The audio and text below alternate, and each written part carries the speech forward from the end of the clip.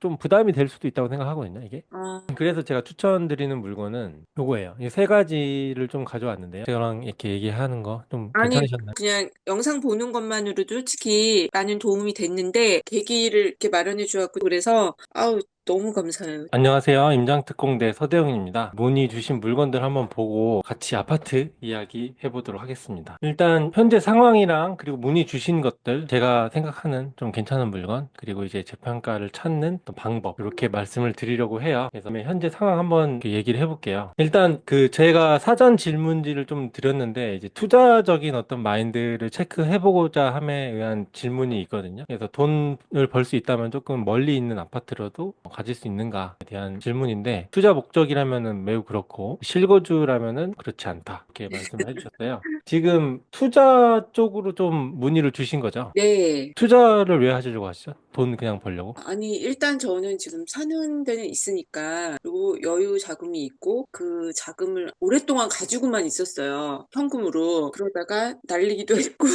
그래가지고 이게 확실한 투자처가 없을까라고 생각을 하다가 진작에 아파트를 했어야 되는데, 근데 제가 투자를 잘못한 게 뭐냐면, 저는 오피스텔만 가지고 있어요, 몇 개. 근데 이거를 아파트를 진작에 했으면 이게 참 이게 좋았을 것 같은데, 오피스텔은 솔직히 아시다시피 소형 같은 경우는 금액이 오르지가 않잖아요. 물론 세 바퀴는 되게 좋은데, 그쵸? 그러다 보니까 지금 매도를 하려고 내놓긴 했는데 또 매도도 안 돼요. 문제는 매수를 하고 싶지만 매도 부분에 있어서도 좀 조언을 듣고 싶은 부분이 있고요. 그리고 어떻게 얘네들을 정리를 해서 그러니까 세금적인 부분도 되게 좀 복잡하더라고요. 그래서 그런 음. 거를 좀 정리를 해서 괜찮은 아파트를 하나 투자 목적으로 구입하는 게 제 최종 목표라고 할 수 있습니다. 오피스텔 몇 개 가지고 계세요? 지금 현재 3개요. 주거하고 있는 거 하나, 그다음에 세 받고 있는 거 임대로 2개. 오피스텔 어떻게 그렇게 투자를 하게 됐어요? 처음에는 되게 부담 없이 그냥 했어요. 그리고 누가 그러는 거예요. 세 바퀴는 오피스텔이 최고다. 그래가지고, 그리고 제가 이걸 다 예전에 구매를 한 것들이라 가지고 2020년 이전이었기 때문에 얘가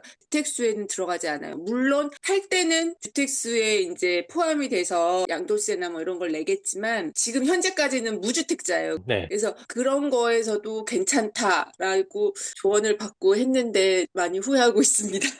그럼 20년 이전에 산 물건들의 가격이 전부 다 하나도 안 오르거나 뭐 그대로인가요? 아니면 빠졌나요?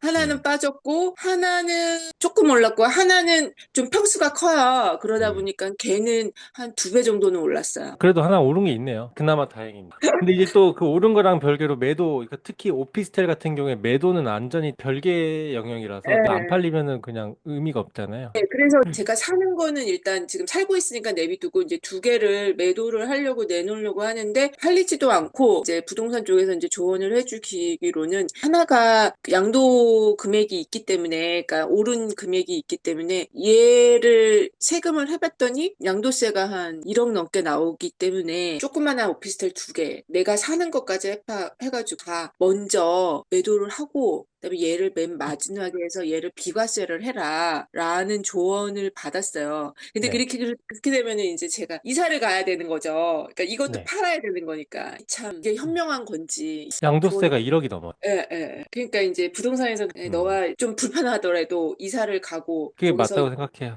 그리고 오피스텔은 팔릴 때 팔아야 돼요. 무조건. 안 팔리니까. 가지고 계신 물건들의 가격을 조금 낮춰서 특히 이제 마이너스 나거나 오르지 않은 것들은 조금 손해를 보더라도 어차피 하나가 2배 가까이 올랐다고 하셨잖아요. 그러면 이제 그걸로 상계 처리가 되잖아요. 그 부분을 말씀하신 것 같아요. 그러니까 음, 과세 표준을 낮추는 거죠. 한쪽에서 벌었으니까. 그렇게 해서 세금을 피하고 빨리 정리를 하는 게 이롭죠. 다 서울에 있나요? 예, 지역들은 다 좋아요. 그래서 세 지금 받고 있는 것들도 뭐 공실이 나거나 그런 적은 단 한 번도 없어요. 이제 월세는 이제 앞으로 들어오는데 뒤로 다 까이는 거예요. 그러니까 어, 지금 어, 가격이 안 오르고 도리어 음, 빠진 것들은 지금 5년 음, 넘었는데도 네, 예, 예. 인플레이션을 전혀 먹지 않은 그래서 실제로 이제 월세를 받아서 수익을 챙겼다 하더라도 조금 애매한 부분이 있죠. 제가 생각하기에는 음, 자산적으로는. 그래서 음. 일단은 매도를 뭐 지금 다 내놓으셨나요? 제가 사는 거 빼고 두 개를 내놨어요. 근데 이제 시세 차익이 좀 난 그 부분에 대해서 이제 그 부동산에서는 그러죠. 이거 먼저 팔리면 안 된다. 그러니까 물론 지금 내놓는다고 해서 당장 나가진 않겠지만 얘 때문에 이제 세금이 많이 낼 수 있는 상황이니까 너가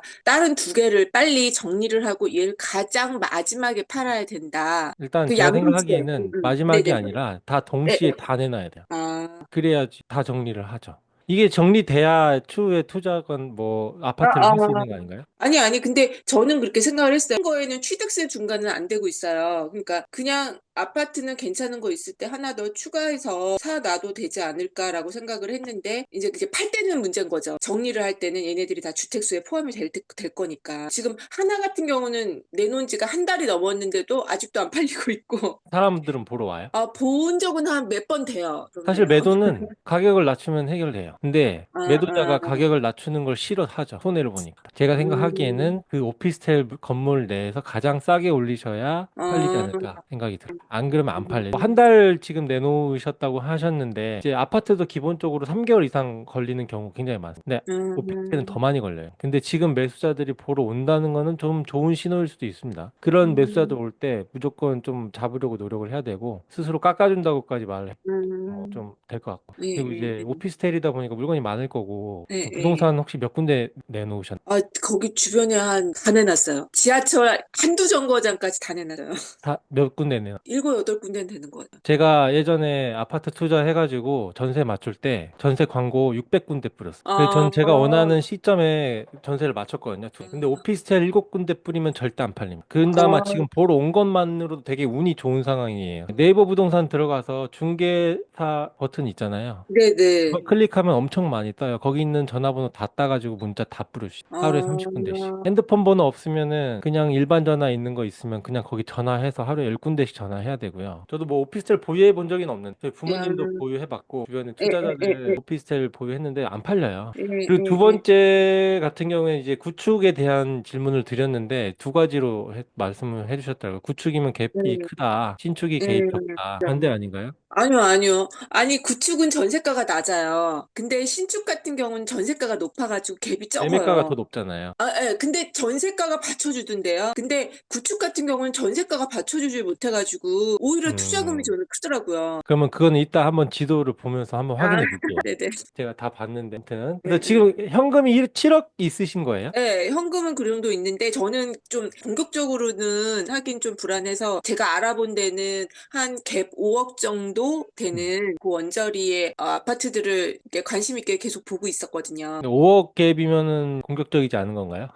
아, 아니, 제가 보유한 거 중에서 영끌 한다고 표현을 하잖아요. 막 제가 네. 가지고 있는 금액에 막 대출까지 막 플러스 해가지고 최대 금액을 끌어서 쓰는 그렇게까지는 좀 근데 뭐 갭 무섭고. 투자니까 그렇게 할 수조차 없을 거고요. 전세에 맞춰야 되니까. 일단은 알겠습니다. 대출은 모르신다고 하셨네요. 대출을 좀 알아보셔야 돼요. 가지고 있는 대출이 보험이나 뭐 아니면 청약 넣고 있으시면은 청약에 대한 담보 대출도 되고요. 이게 이제 영끌에서 가져라 이런 말씀이 아니라 갭 투자 같은 경우에는 어차피 전세를 맞추잖아요. 일시적으로 내 최대로 내가 낼 수 있는 가용 현금이 얼마까지 나오는지를 아는 게 굉장히 중요해요. 이런 상태로 지금 투자를 이제 네네.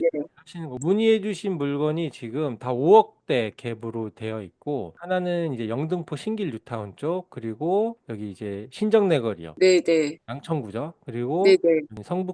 성북구에 이제 기름 뉴타운에서 이제 거의 네네. 대장급 아파트 이렇게 네네. 고르셨더라고요. 네. 다 뉴타운이네요. 그러니까 아무래도 요즘에 신축을 또 선호하고 제 기준에서는 이제 갭이 좀 적은 게 신축이다라고 생각을 해서 뉴타운 위주로 좀 많이 봤어요. 그리고 거기가 주변이 이제 아무래도 아파트도 많고 나름 호재가 있는데 지하철이 하나 뭐 신설이 된다든지 아니면 목동의 수요를 좀 받는다든지 그러니까 이게 내가 살 집을 고른다면 뭐 집주 근적 편하고 직장 가깝고 뭐 이런 거 위주로 막 하겠지만 이거 투자라고 그러니까 서울 시내 전체가 다 투자 지역이기 때문에 되게 고르기가 어렵더라고요. 지금 첫 번째로 보여주신 게 고른 게 이제 신길 센트럴 아이파크 요거잖아요. 예, 예, 이게 지금 이제 뭐 갭이 한 5억에서 6억 사이 이렇게 될 예, 건데 예, 예, 신축이기 때문에 이 정도 갭이 나오는 거예요. 예. 근데 여기 보이면 삼성 레미안 이거 보이세요? 2001년식? 네, 보여요. 예. 네, 이게 지금 신길 뉴타운 위쪽에 있는 구축 아파트인데요. 얘가 아, 지금 7억 3천에 4억 7천 전세가. 그러면 갭이 3억 정도. 뭐 많이 들어가야 4억이겠죠. 갭이 더 적죠. 그러니까 음, 투자적으로는 투자금이 적정하면서 이제 저평가 구간에 있는 걸 고르는 게 중요해요. 근데 이제 서울에 있는 네네. 신축들은 투자금이 많이 들어갑니다. 기본적으로 가치를 떠나서 저평가를 음, 떠나서 투자금이 많이 들어가고요. 이 신풍역 아래 이제 약간 구축 밭 있거든요. 보라매 공원 왼쪽에.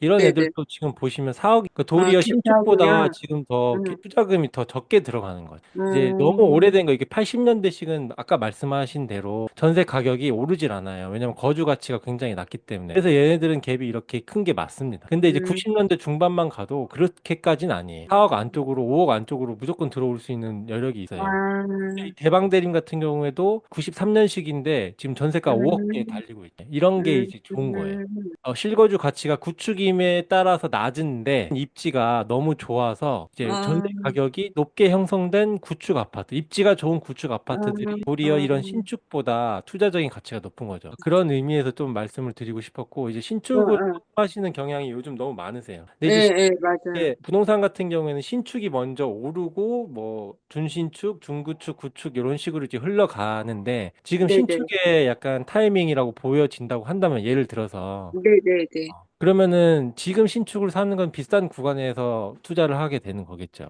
근데 이제 음, 흐름은 준신축으로 가고 중구축으로 갈 거기 때문에 내가 미리 구축이나 중구축에 가서 기다려도 돈을 벌 수 있는 네. 구간은 오는데 신축은 아, 이제 사람들이 선호하고 내가 선호한다고 해서 먼저 들어가야 되면 고점 잡을 확률이 있겠죠. 그런 음, 의미에서 좀 구축이랑 신축을 좀 말씀을 드렸고요. 돌아와서 지금 문의 주신 거는 다 가치적으로 좋은 데들이에요. 일단 다 뉴타운이고 네. 웬만하면 역세권, 특히 이제 양천구 같은 경우는 초역세권에 가까운 예, 곳이죠. 예.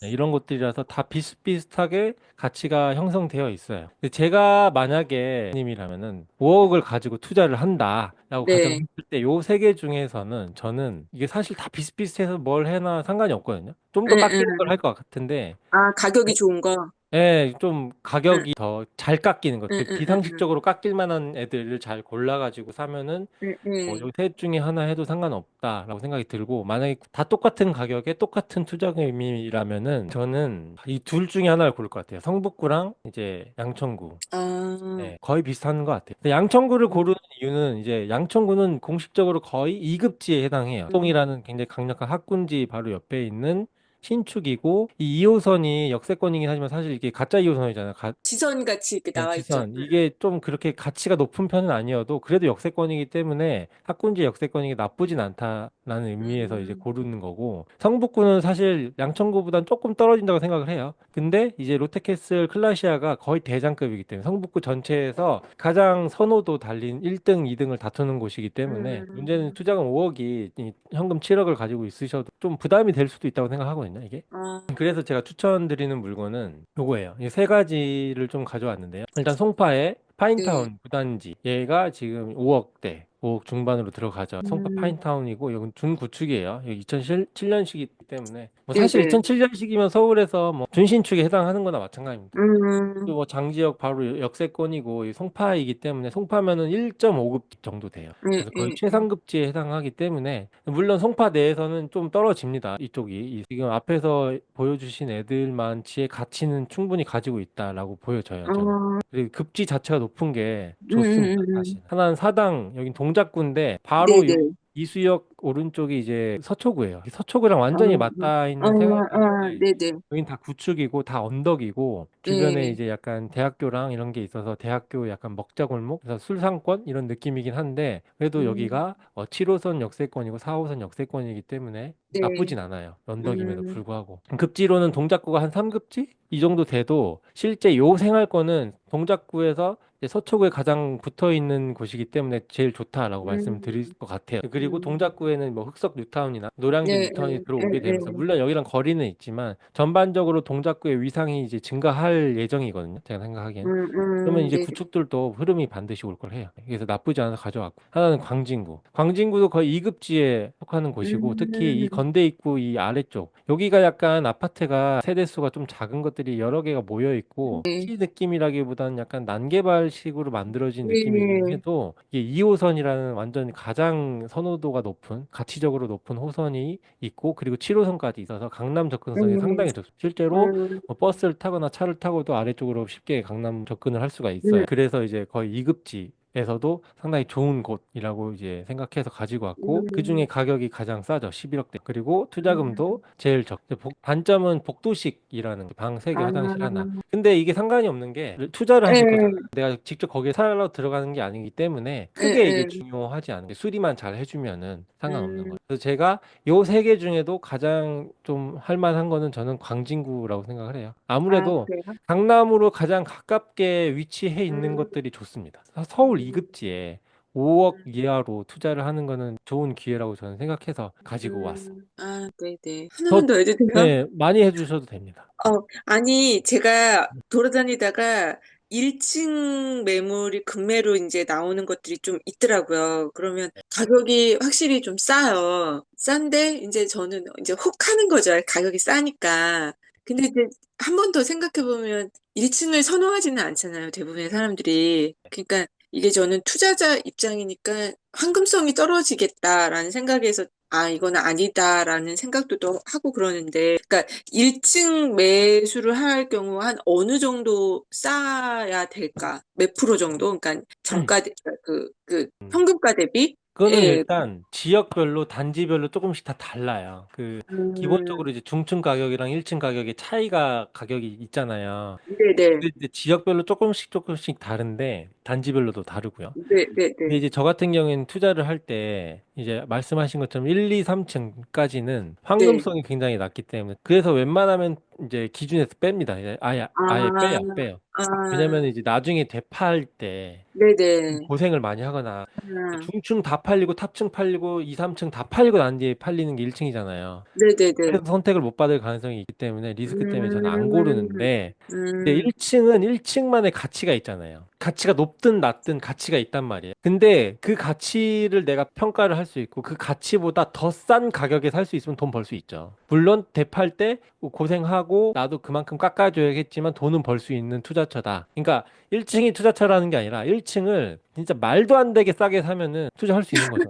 뭐 예를 들어서 센터피스에 지금 11억인데 1층이 예, 8억이에요. 예. 안 사요? 그래서 안 그쵸, 그쵸. 산다는 게 아니에요. 근데 이제 1층이 보통 중층보다 얼마나 싸냐 이거는 단지별로 지역별로 다 다른 거고.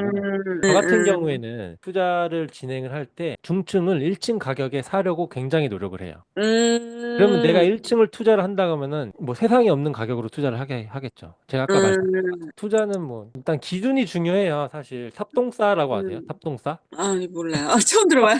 탑층, 어, 동향, 어, 사이드는 어, 피한다예요. 이런 것들을 피한다. 이런 기준들이 조금씩 생겨요. 만약에 사고 팔고 하다 보면 안 팔리는. 그리고 지금 만약에 님이 오피스텔을 전부 다 팔고 이제 아파트 투자를 해서 조금씩 해 나가다 보시면은 나중에 사람들한테 오피스텔 사라고 말할까요? 아니요. 아니죠. 이 기준이 벌써 생긴 거예요. 오피스텔은 투자처가 아니다. 이렇게 딱 기준이 생기는 거예요. 물론 이게 나만의 고정관념이 될 수도 있거든요. 오피스텔도 진짜 말도 안 되게 싸면 사야죠. 근데 이제 웬만하면 그런 게 아니고 1층 매물도 한번 기준을 만들고 싶으면 한번 사보세요. 팔리면 나중에 경험해보고 안 팔리면 1층은 아니구나 이렇게 하시는 건 또 있을까요? 재밌네요. 아니, 질문은 무궁무진해. 막 요즘에 공부하는 입장에서, 네. 모르는 게 너무 많아가지고요. 그리고 아까 보시니까 그 한 달에 쓰신 생활비가 굉장히 적으세요. 이제 뭐 회사 다니니까 어쨌거나 정말 주말에만 집에 있고 다 회사에 생활하니까 밥도 회사에서 다 먹고. 좋네요. 투자자로서 굉장히 좋은 상황인 것 같아요. 근데 이제 임장을 좀 더 다니고, 이제 뭐 충분히 보시겠지만, 저 같은 경우에는 다 보거든요. 생활권에 있는 아파트를. 주변에 있는 매물도 것까지.